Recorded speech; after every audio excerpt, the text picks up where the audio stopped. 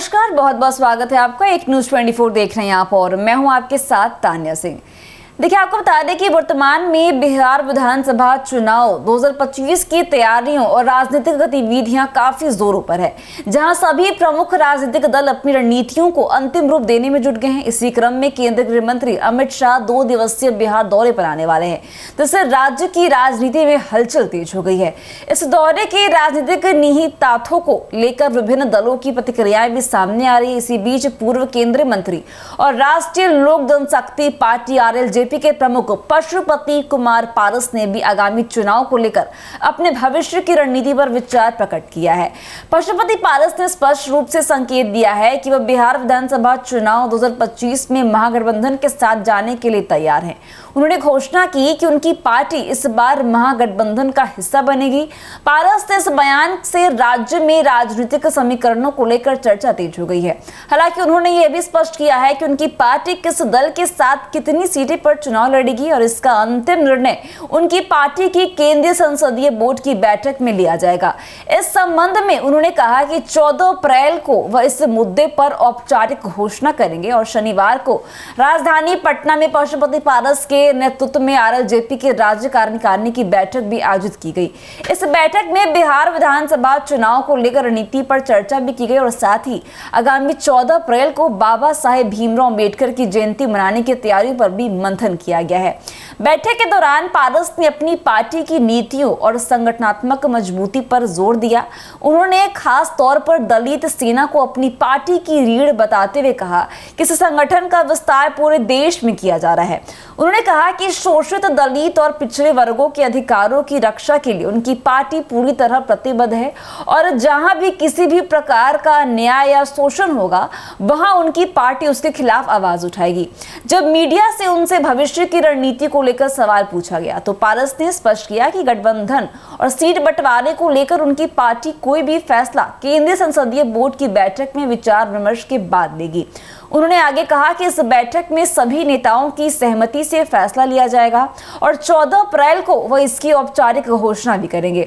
पशुपति पारस ने यह भी कहा कि अभी कुछ चीजों को सार्वजनिक करना उचित नहीं होगा, इसीलिए उन्होंने कहा कि कुछ राज को राज ही रहने दीजिए। इस दौरान पशुपति पारस ने वक्फ बोर्ड संशोधन बिल के विरोध में भी अपनी राय रखी है। उन्होंने कहा कि उनकी पार्टी संशोधन बिल का विरोध कर रही है और ये मुस्लिम संगठनों के साथ खड़े हैं, क्योंकि उनका मानना है कि सरकार द्वारा लगाया गया यह संशोधन बिल मुस्लिम समाज के हितों के खिलाफ है, इसीलिए उनकी पार्टी इस पर विरोध जारी रखेगी। इसके अलावा पारस ने केंद्रीय गृह मंत्री अमित शाह के बिहार दौरे को लेकर भी प्रतिक्रिया दी है। उन्होंने कहा कि यह चुनावी वर्ष है, इसीलिए स्वाभाविक रूप से अब सभी प्रमुख राष्ट्रीय नेता बिहार का दौरा करेंगे। उन्होंने इसे एक सामान्य प्रक्रिया बताते हुए कहा कि चुनावी समय में सभी नेता अपनी अपनी राजनीतिक भूमिका निभाने के लिए आते हैं, इसीलिए इसमें किसी को घबराने की कोई जरूरत नहीं है। और पारस के इस बयान से यह भी साफ होता है कि वह वर्तमान राजनीतिक परिस्थितियों को लेकर आत्मविश्वास से भरे हुए हैं और किसी भी तरह की घबराहट नहीं दिखा रहे हैं। देखिए, बिहार विधानसभा चुनाव 2025 के नजदीक आने के साथ ही राज्य में राजनीतिक दलों की सक्रियता बढ़ गई है।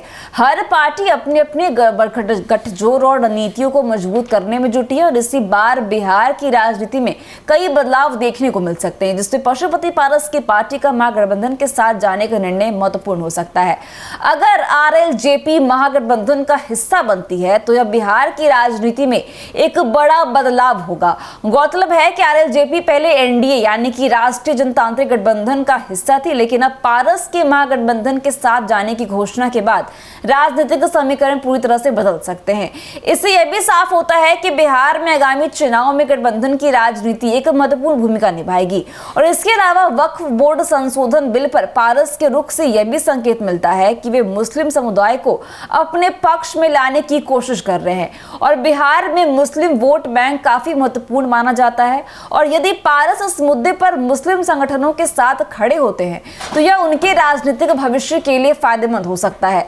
वहीं अमित शाह के बिहार दौरे को लेकर पारस की टिप्पणी से यह भी स्पष्ट होता है कि वे भाजपा से किसी भी प्रकार की राजनीतिक टकराव की स्थिति में नहीं आना चाहते हैं। उन्होंने अपने बयान में यह कहा कि राष्ट्रीय नेताओं का आना जाना सामान्य बात है और चुनावी माहौल में ऐसा होता ही रहता है।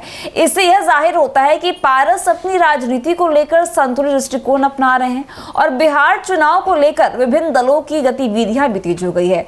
महागठबंधन और एनडीए के बीच सीधी टक्कर देखने को मिल सकती है। पशुपति पारस का महागठबंधन के साथ जाने का फैसला बिहार की राजनीति को नया मोड़ दे सकता है। अब सभी की नजरें 14 अप्रैल पर टिकी हुई है, जब पारस अपने राजनीतिक भविष्य को लेकर बड़ा ऐलान करने वाले हैं और उनकी इस घोषणा के बाद बिहार में राजनीतिक समीकरण और भी स्पष्ट हो सकते हैं। तो ऐसे ही राजनीतिक अपडेट्स के लिए बने रहिए हमारे साथ और देखते रहिए एक न्यूज़ 24। दीजिए का इजाजत, धन्यवाद।